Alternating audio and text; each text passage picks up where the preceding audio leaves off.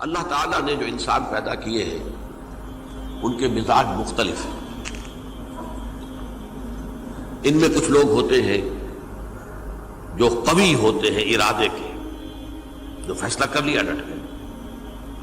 کچھ لوگوں میں وہ قوت ارادی اتنی مضبوط نہیں ہوتی، وہ ادھر ادھر سوچتے رہتے ہیں۔ کچھ لوگ جسمانی طور پر بہت توانا ہوتے ہیں، کچھ لوگ جسمانی طور پر پیدائشی طور پر کمزور ہوتے ہیں۔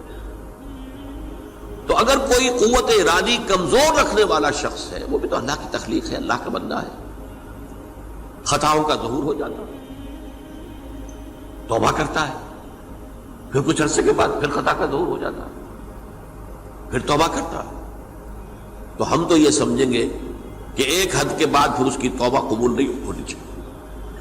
لیکن حدیث سنیے، وعن ابی ہریرہ رضی اللہ تعالی عنہ قال قال رسول اللہ صلی اللہ علیہ وسلم ان عبدا اذنب ذنبا، یقیناً ایک بندہ جو ہے وہ ایک گناہ کرتا ہے، فقال، پھر وہ کہتا ہے رب، اے میرے پروردگار، اذنبت فاغفر لی، مجھ سے گناہ ہو گیا ہے، مجھے معاف فرما دے۔ فقال ربہ، تو پروردگار یہ کہتا ہے اعلم عبدی ان لہ ربا یغفر الذنب ویأخذ بہ، میرا یہ بندہ یہ جانتا ہے کہ اس کا ایک رب ہے جو گناہ معاف بھی کر سکتا ہے اور سزا دے بھی سکتا ہے۔ کیا معنی ہوئے؟ گناہ اس نے کیا ہے لیکن جانتا ہے اللہ کو کہ وہ معاف بھی فرما سکتا ہے، تبھی تو وہ اللہ سے معافی کی درخواست کر رہا ہے۔ اس کے اس جاننے کی بنیاد پر، اس کے اس علم کی بنیاد پر، اس کے اس ایمان کی بنیاد پر فرمایا غفرت لعبدی، میں نے اپنے بندے کو معاف کر دیا۔ ثم مکث ما شاء اللہ، پھر وقت گزرا جتنا کہ اللہ نے چاہا۔ ثم اذنب ذنبا، پھر اس سے گناہ ہو گیا۔ فقال رب اذنبت ذنبا فاغفر، پھر کہتا ہے پروردگار مجھ سے گناہ ہو گیا، پھر مجھے معاف فرما دے۔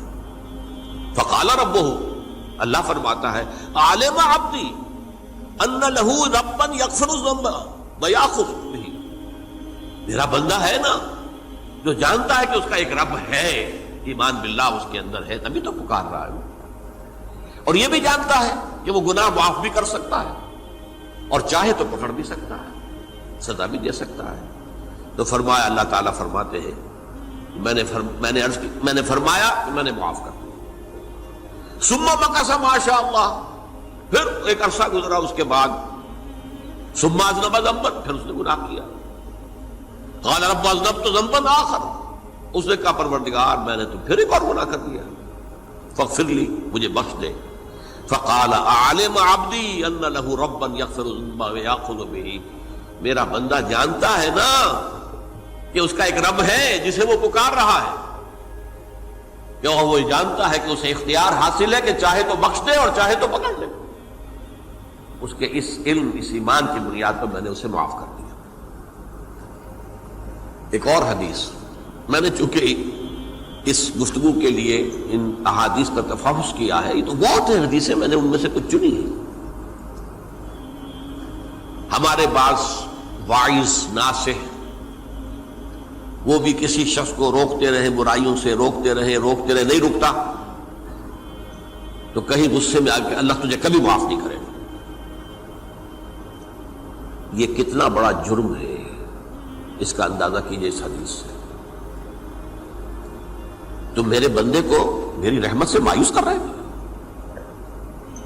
کتنا بڑا جرم ہے، اس کا اندازہ کیجئے۔ یہ مسلم شریف کی روایت ہے، عن جندب، حضرت جندب رضی اللہ تعالی عنہ سے، ان رسول اللہ صلی اللہ علیہ وسلم حدث، کہ اللہ کے رسول صلی اللہ علیہ وسلم نے ایک واقعہ بیان کیا، ان رجلا قال، کہ ایک شخص نے یہ کہا، واللہ لا یغفر اللہ لفلان، کہ خدا کی قسم اللہ تعالیٰ فلاں شخص کو کبھی معاف نہیں کرے گا۔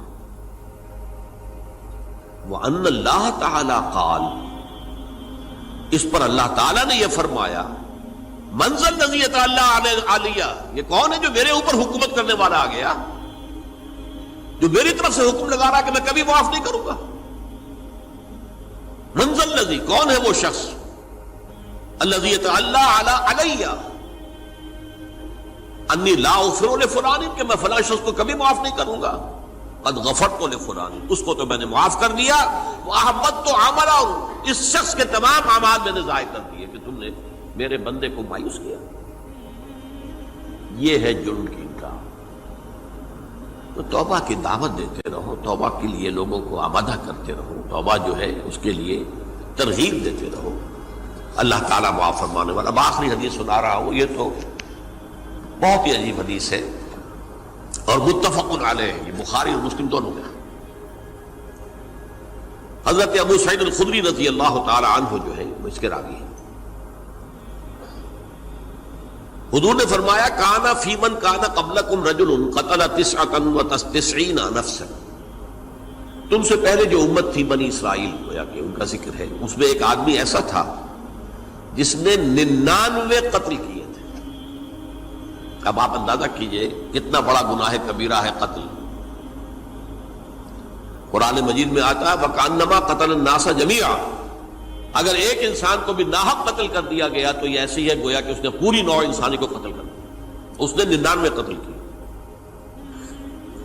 فَهَلْ لَهُ مِن تَوْبَةٍ، پھر اس کے بعد یہ ہوا کہ اس کے اندر توبہ کا جذبہ پیدا ہوا۔ فَسَأَلَ عَنْ أَعْلَمِ أَهْلِ الْأَرْضِ، تو اس نے پھر سوال کیا، لوگوں سے پوچھا کہ زمین میں رہنے والوں میں کون سب سے بڑا عالم ہے؟ فَدُلَّ عَلَى رَاهِبٍ، تو اسے بتایا گیا فلاں راہب فلاں جگہ پر ہے، وہ بہت نیک ہے، بڑا عالم ہے۔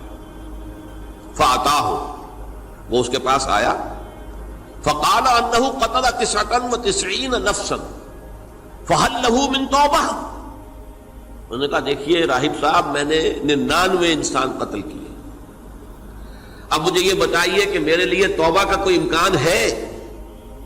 فَقَالَ لَا، انہوں نے کہا نہیں۔ فَقَتَلَهُ، اس نے اس کو بھی قتل کر دیا۔ فَكَمَّلَ بِهِ 100، اپنی سینچری مکمل کر لی، مطلب 99 کے بعد ایک کی کسر تھی، اس کو بھی قتل کیا، 100 پورے کر لیا۔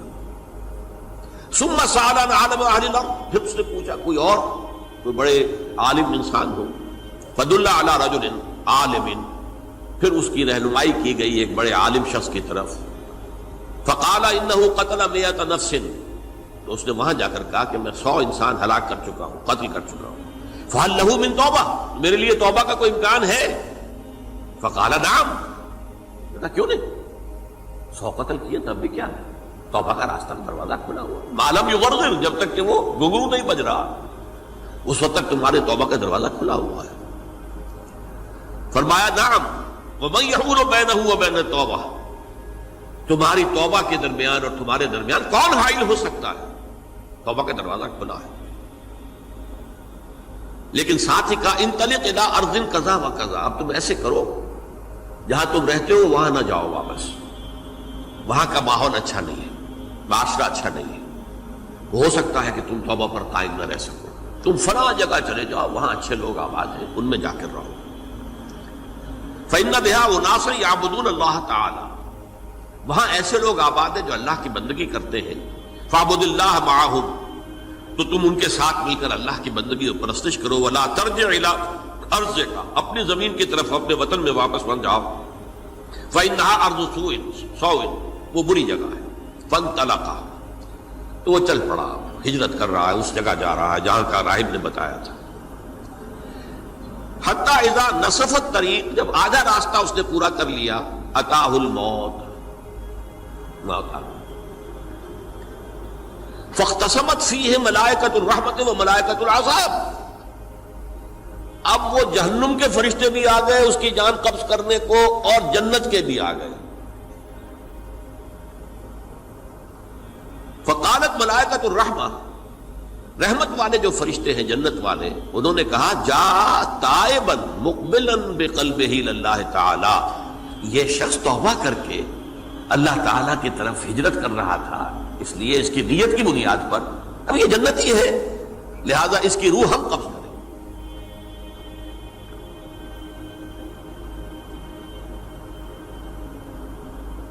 وقالت الملائکۃ العذاب، اور وہ جو عذاب والے فرشتے ہیں وہ کہیں گے انہ لم یعمل خیرا قط، تو نے توبہ کے بعد کوئی نیک عمل تو کیا ہی نہیں، تو کس بنیاد پر اس کو تم جنت میں لے جاؤ گے؟ اس کو تو دوزخ میں جانا چاہیے۔ فاتاہ ملک فی صورت آدمی، تو ان کے پاس اللہ نے ایک اور فرشتے کو بھیج دیا آدمی انسانی شکل کے اندر، فجعلوہ بینہم، تو ان فرشتوں نے کہا بھائی ہمارا فیصلہ کرا دو، اس کی روح ہم لینا چاہتے ہیں یا ہم لینا چاہتے ہیں، انہیں حکم بنا لیا۔ فقال قیسوا ما بین الارضین فإلی ایتہما کان اقرب، کہ تم فاصلہ ناپ لو جہاں سے وہ چلا ہے اور جہاں جا رہا تھا اور یہاں اس کی موت ہو رہی ہے، تو کون سا فاصلہ زیادہ ہے؟